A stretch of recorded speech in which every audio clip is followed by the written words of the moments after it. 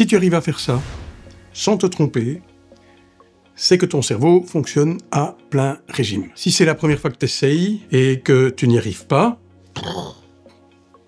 c'est pas grave, il faut un petit peu d'entraînement. Dans cette vidéo, on va faire un peu de gym cérébral. La gym cérébrale, c'est une façon simple de faire travailler le cerveau à travers certains mouvements du corps. On va apprendre des gestes qui aident le cerveau à rester actif, à mieux communiquer avec le corps. Et au passage, la gym cérébrale, c'est un des anti-stress les plus efficaces qui existent. Quelques minutes suffisent pour se sentir plus alerte, plus détendu, plus confiant et mieux connecté avec soi-même.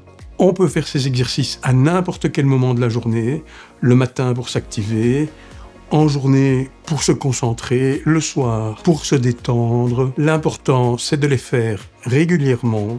Même quelques minutes par jour suffisent pour prendre soin de soi et de son cerveau. Dans cette vidéo, j'irai plus en détail sur les bienfaits de la gym cérébrale pour toutes les tranches d'âge, soit gym cérébrale pour les enfants, gym cérébrale pour les adultes, gym cérébrale pour les seniors. Il y a des raccourcis dans la description pour ceux qui veulent commencer par là, mais dans l'immédiat, on va voir comment tu t'en sors avec l'exercice du lapin et du chasseur. C'est parti. Alors ça, c'est le lapin, et ça, c'est le chasseur. Et l'idée, c'est que le lapin se transforme en chasseur, et qu'en même temps, le chasseur se transforme en lapin. Alors ici, le lapin, il a un petit problème, apparemment, il a déjà pris une balle dans l'oreille. Non, c'est pas une balle, c'est un accident quand j'étais petit. Vous ne devez pas le faire, ça. Vous ne devez pas vous couper une phalange, ça ne fait pas partie de l'exercice.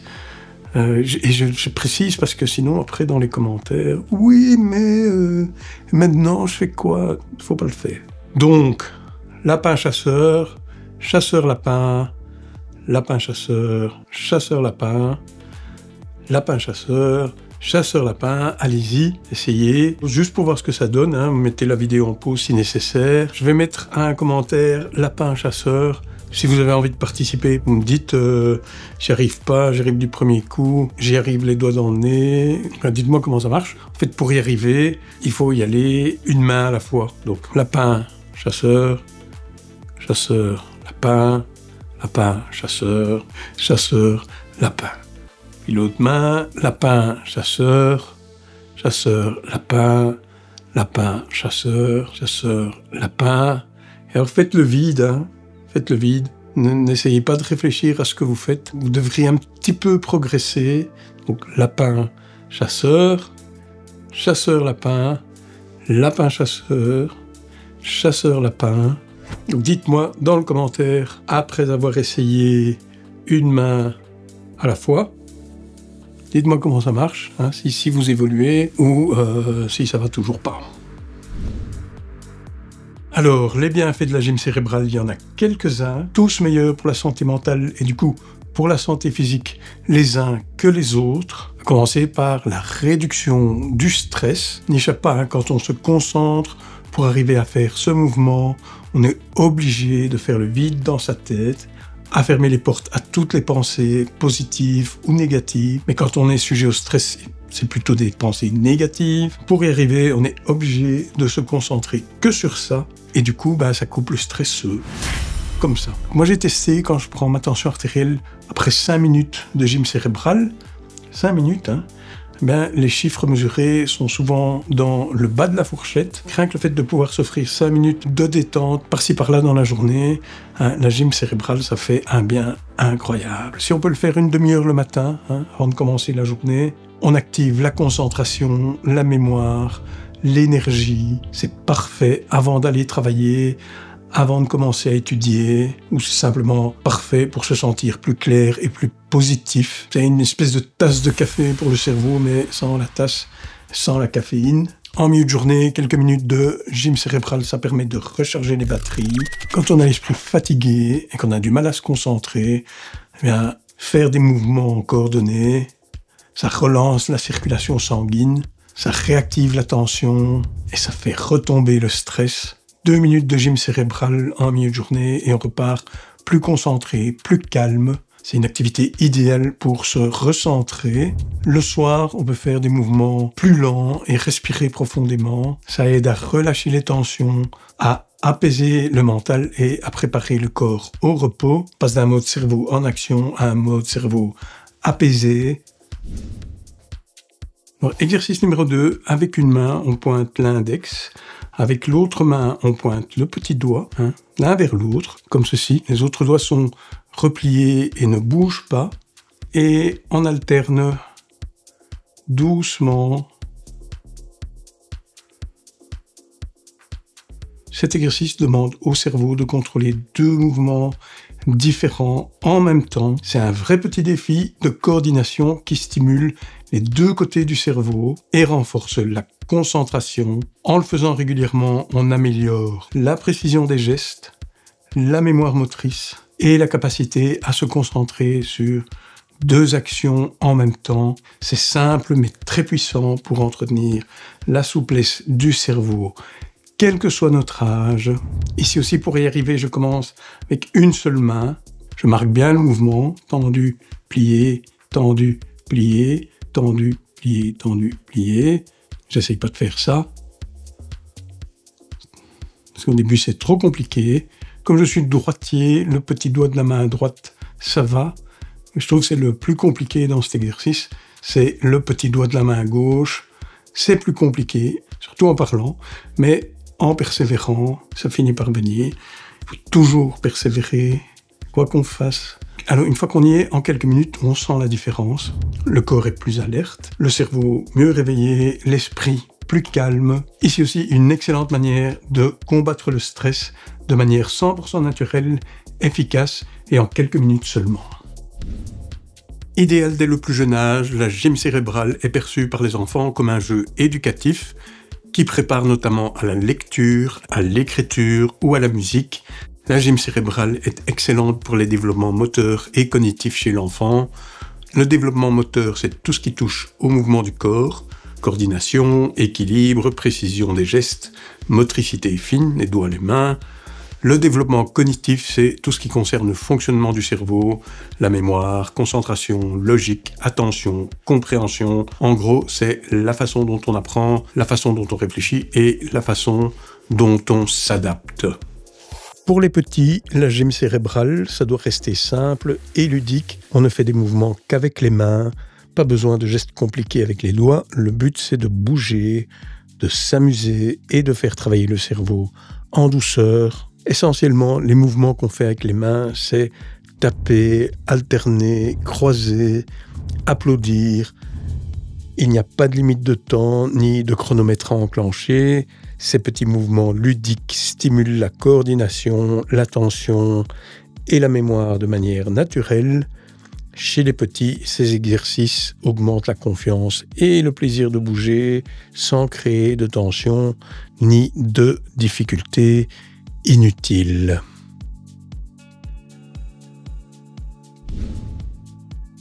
Chez l'adulte, les exercices de gym cérébrale aident à améliorer la concentration, la souplesse mentale et, au risque de me répéter, la gym cérébrale est un anti-stress puissant, instantané et 100% naturel. En alternant les gestes, le cerveau doit changer de plan moteur. Ça améliore la flexibilité cognitive, c'est-à-dire la capacité à s'adapter rapidement. Ça entraîne la concentration.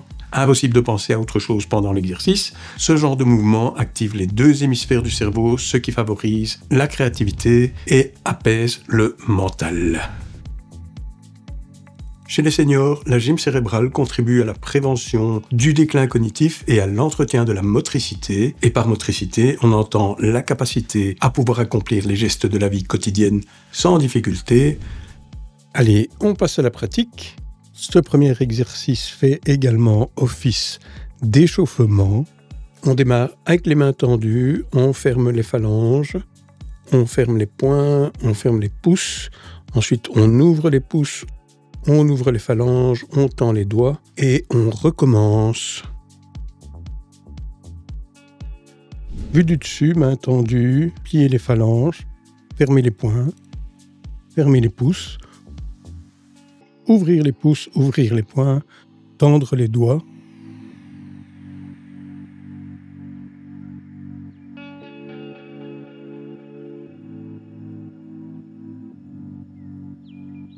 Pour progresser, on accélère simplement la cadence.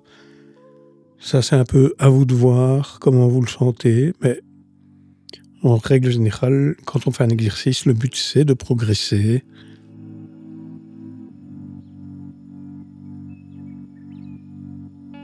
Exercice suivant, avec une main, on fait les oreilles de lapin et l'autre main, poing fermé, on vient déposer l'index sur les oreilles, comme ceci. Et ensuite, on inverse, on inverse, on inverse. On continue. Si pendant que vous effectuez le mouvement, vous avez une hésitation, c'est pas grave, hein. Prenez le temps de réfléchir si c'est nécessaire. Avec la pratique, ça va rentrer. Et une fois qu'on est à l'aise, comme tout à l'heure, pour progresser, on accélère le mouvement.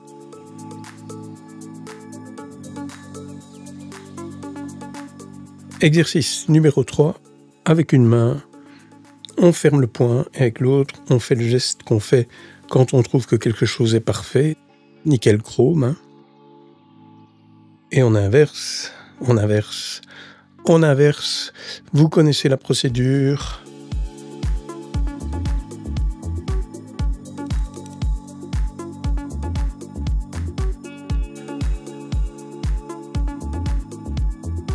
Accélérez le mouvement dès que vous sentez que vous l'avez.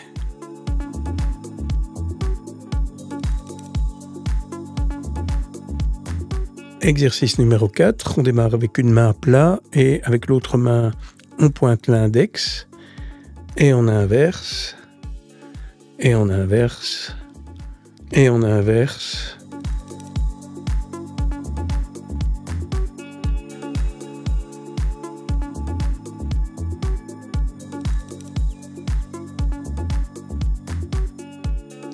Donc, comme pour les autres, hein, une fois qu'on tient bien l'exercice, on peut commencer à accélérer.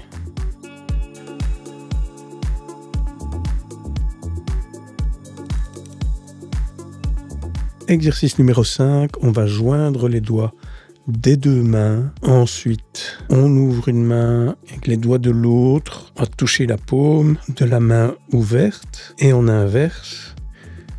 Celui-ci est un peu plus facile. Chaque exercice est numéroté. N'hésitez pas à me dire comment vous en sortez dans les commentaires.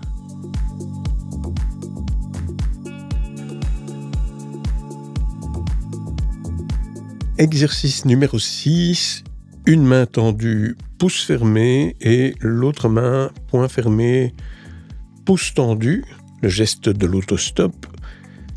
Et on change, on ferme le poing, on tend le pouce et l'autre main, on tend les doigts et on ferme le pouce.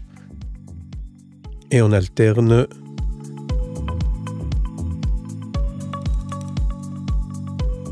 Allez encore. On continue et on accélère un petit peu si possible. Exercice numéro 7, le lapin d'un côté, le geste tip-top de l'autre. À ce stade-ci, vous n'avez plus vraiment besoin d'explications. Je trouve que c'est plus facile à faire quand on marque bien le geste. Hein. Tac, tac, tac. Et on reste concentré, on accélère sur la fin. Si vous parvenez à tenir le rythme de la musique, c'est vraiment nickel.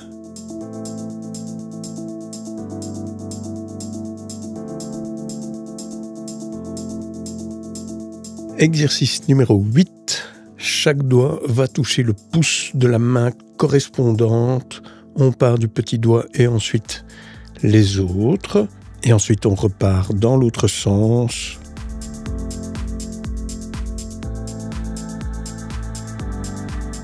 Ici, la difficulté, c'est qu'il faut éviter de toucher le pouce 2 fois de suite avec le même doigt.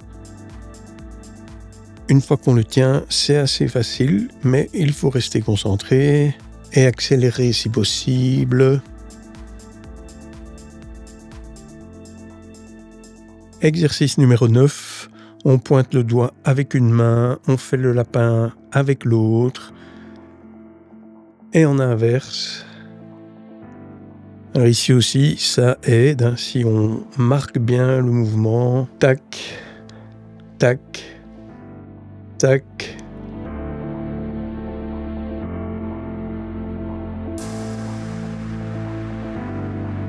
Allez, un petit peu plus vite.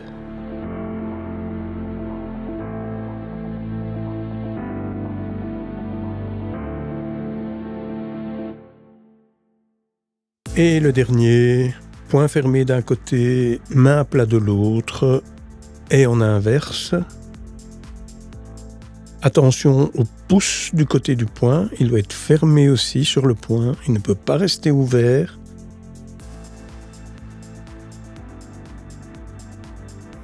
Allez, ce n'est pas le plus compliqué de la série, on accélère un petit peu.